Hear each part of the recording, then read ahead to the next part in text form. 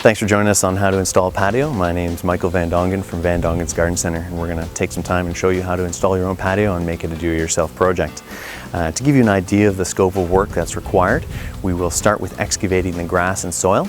Then afterwards we'll lay your screening sub-base, and then afterwards install the interlocking and patio stones.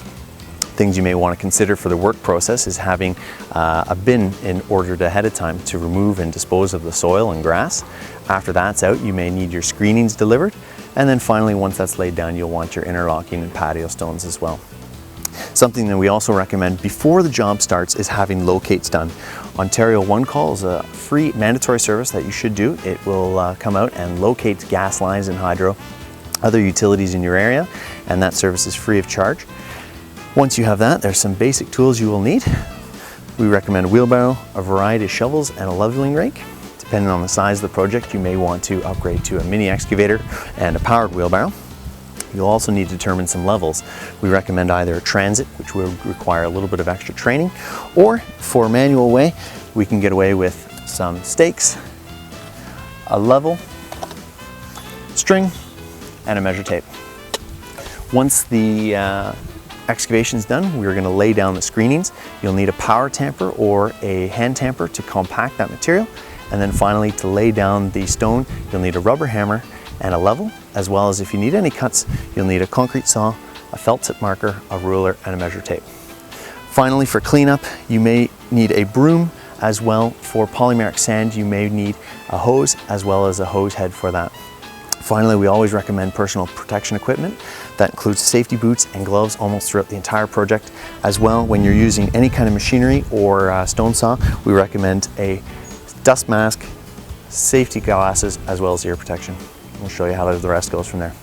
So, next step in the process is determining the size of the patio and laying it out. We recommend starting with a garden hose. It's rigid enough to determine the size and give you flexibility and keep correcting it until you found the exact size. Determining the size is up to you. Really, you have to determine what you would like to include on your patio, be it a dining set or lounge chairs, finding a nice set, and then measuring a couple feet larger than it to make sure that there's room to maneuver around it. Once we've laid it out with a hose, we recommend spray painting a line 6 inches outside for excavation and for your sub-base. This will help with determining the size of the patio.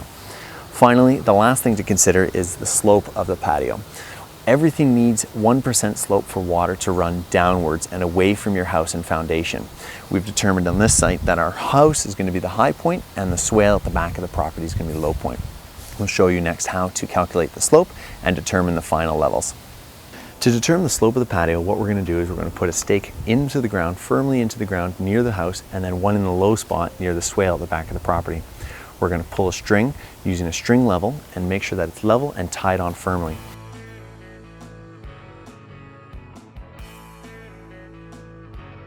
Afterwards, we're going to measure the distance between both stakes. In this circumstance, it's 25 feet or 300 inches. So we now know that this string is level. What we want to do is correct it so that it represents the slope of our patio. Over our 25 feet or 300 inches, we know that from that point to this point, it needs to be 3 inches lower.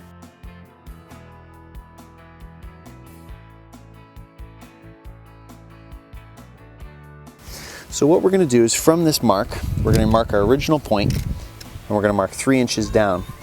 And we're going to correct the string by untying it and dropping it 3 inches. That'll represent the new slope of our patio. So here we are, we're going to lower the string to the new point, and now the string slopes at the exact same slope as our patio. We'll use this point for the rest of the patio.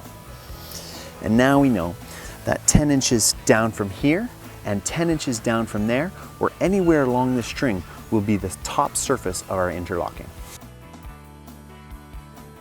So after we've adjusted the string, we've dropped it down 3 inches at our low point. What that does in our example, because we are 25 feet out or 300 inches out, we know that this string is now not level, it's sloped, which is shown by the string level. It's not level anymore.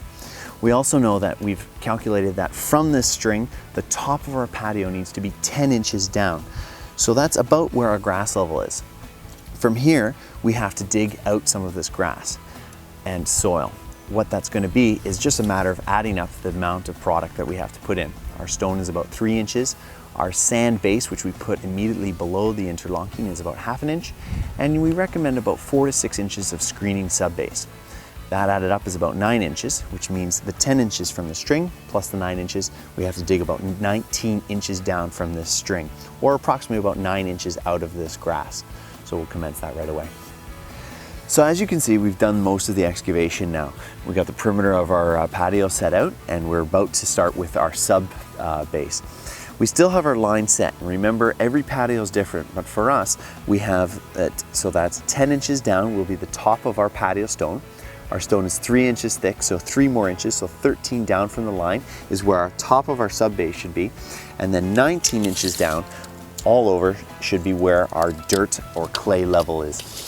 We recommend also setting up a couple series of strings. That way you can measure that over the entire perimeter depending on how big your patio is. The sub base here, we've used screenings. Screenings is good because it's a firm and easy product to use. However, you will need a plate tamper to make sure that it's packed down. You can also use Crusher Run, which is a similar product, or HPB, standing for High Performance Bedding. High Performance Bedding is good as well. It doesn't need a compactor, so you can lay it all out at once. However, it does shift, so you got to make sure that you're careful when working on it. For screenings, we recommend putting down 1 inch at a time and then running the packer over. But as you can see, as we have about 4 to 6 inches of base, we will now be about 13 inches down. So once we have our stone, it'll be about 10 inches from the line, and we'll carry that throughout the patio. We'll spend the next time showing you a little bit about how to pack this down and go from there. Now we're at the stage where our screenings is finished and it's at a perfect 1% slope even throughout the entire patio. As we mentioned before, what we had was a string level sloped at 1% to represent that slope, and we were measuring equal distances down. Now you may have the same situation with us where we had to actually remove the post that it was originally on, and we attached a nail into the foundation.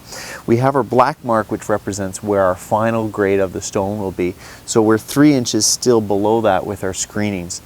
From there we pulled it straight across and we've measured it all the way along. As we were coming up with the screenings, we measured 1 inch and raised it up at a time, made sure that we packed it down, and then raised it up another inch and packed it down. That way we got ensured that we had a nice complete compaction on the sub base. When we got to the final point, we laid down 2 pipes like this, just a decent distance apart, and with a board and screenings, we troweled the final product, so that way we got a nice, even and consistent finish, and we packed that down. We're going to do the same right now with sand. Sand acts much like grout for a tile. When you set a tile down into it, it kind of shores it up and the material holds it in place. We want about a 1/2 inch thickness over the entire patio, and then after that we'll show you how to set the actual stone and make sure that they lay down in a nice straight line. So we're at the stage where we're laying down the stone, and this is one of the most gratifying parts of the project. Not only do we know that bulk of the work is behind us, but we also start to see what the patio starts looking like. To make sure that we go forward and make sure that everything's nice and consistent, we have our original guideline. What this does will help us make sure that everything's staying in a nice straight line when we lay down the stone. We take some of the bedding sand that we've had throughout the entire project, we just trowel it out, make sure that it's nice and level.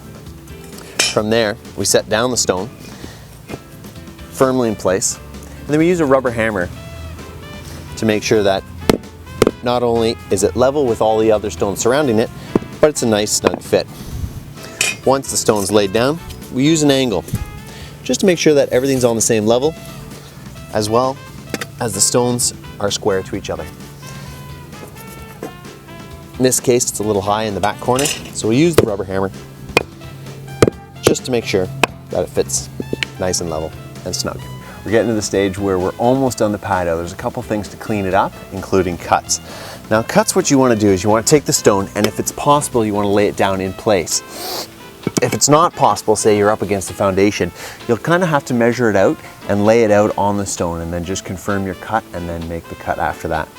This one's pretty straightforward. We're going to draw it right straight across. We recommend taking a straight line, bridging the 2 points, and take a pencil. Now a pencil will help because if you do have to erase it, it will come off, versus a permanent marker. You'll have to look at that on the stone. Make a defined mark. That way when you're cutting it, you can see it clearly. The next stage is going to be cutting it. We're going to take a concrete saw and take it to a further off site and give it a cut so we're away from most people who are near us. The other thing to mention at this stage is it's very important to wear protective equipment. We recommend the safety boots and gloves, as well as the safety glasses, earplugs, and a dust mask.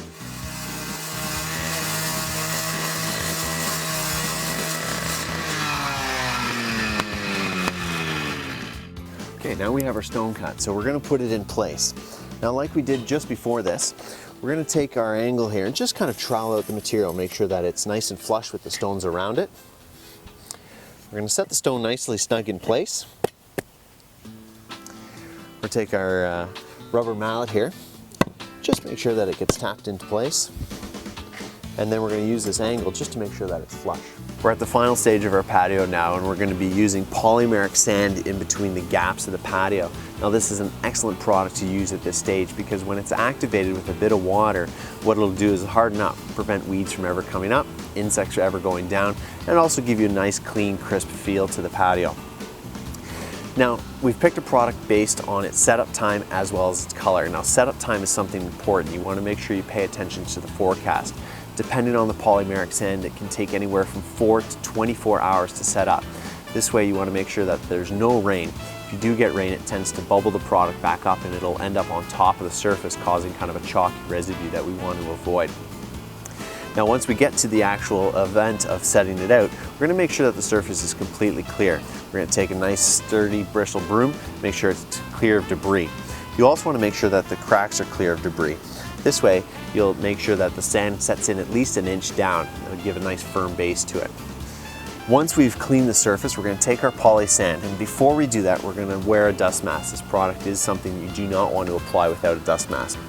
Once you spread it out evenly, we're going to take a broom and then just broom it into the cracks. You want to make sure that it gets all the way through the crack and nice and even. However, you want to avoid it sitting on the surface. If it sits on the surface and is activated with water, you'll tend to see that it glues and bonds to the surface, and it's something also that doesn't look as nice and appealing after you spend all the time to have it laid down. Once we've had all the stones swept in, if you have access to a leaf blower, it will give the opportunity to blow some of the residual product off. Once we've done that, we're going to take a hose and a misting head, and from there we're going to actually apply a slight mist to the surface, activating a little bit of water and then maybe repeating that process several times. That way the water slowly wicks down. From there, we'll let it set up for 24 hours before we walk on it.